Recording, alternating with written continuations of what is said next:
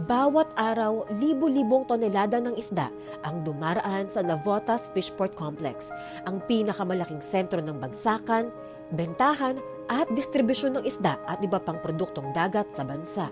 Ngunit matapos ang halos 5 dekadang operasyon nito, kailangan ng tugunan ang mga lumang pasilidad, limitadong espasyo at mga hamon sa maayos at ligtas na paghawak ng isda. Mga suliraning maaaring makaapekto sa kabuhayan ng mga manggagawa at sa supply ng pagkain sa mga pamilihan.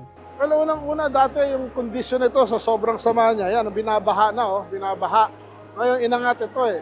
So, parang yung capacity dito dati or the number of days of operation, parang nabawasan to, let's say from, one full year, nabawasan ng 25 to 30% dahil sa baha, high tide, tapos yung inefficiencies nito dahil this is a 50-year-old port. Tulad nung dati, binabaha.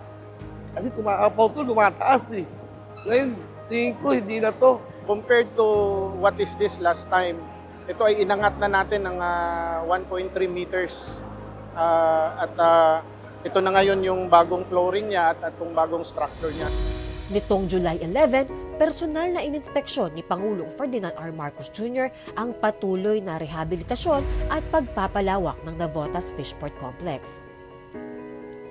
Kasama sa proyekto ang pagtatayo at pagsasaayos ng mga market hall, wharf, breakwater at iba pang mahahalagang pasilidad upang gawing mas moderno, mas ligtas at mas matatag ang pinakamalaking fishport sa bansa.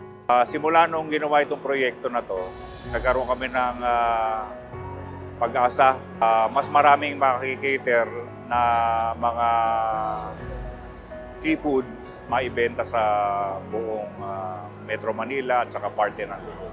Malaki ang inaasahang magiging epekto ng modernisasyon ng nasabing fishport sa kabuhayan ng libo-libong manggagawa nito. Mula sa mga mangingisda at trader hanggang sa mga batilyong araw-araw na nagbubuhat ng mga huling isda. Oras na matapos, mas mapapabilis nito ang paggalaw at distribusyon ng sariwang isda. Mababawasan ang post-harvest losses at mapalalakas ang kabuhayan ng buong sektor.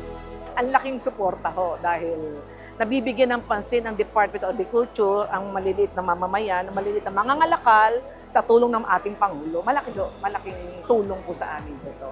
Isang mas maayos na pantalan para sa mas matatag na supply ng pagkain at mas abot kayang isda sa kapag ng bawat pamilyang Pilipino.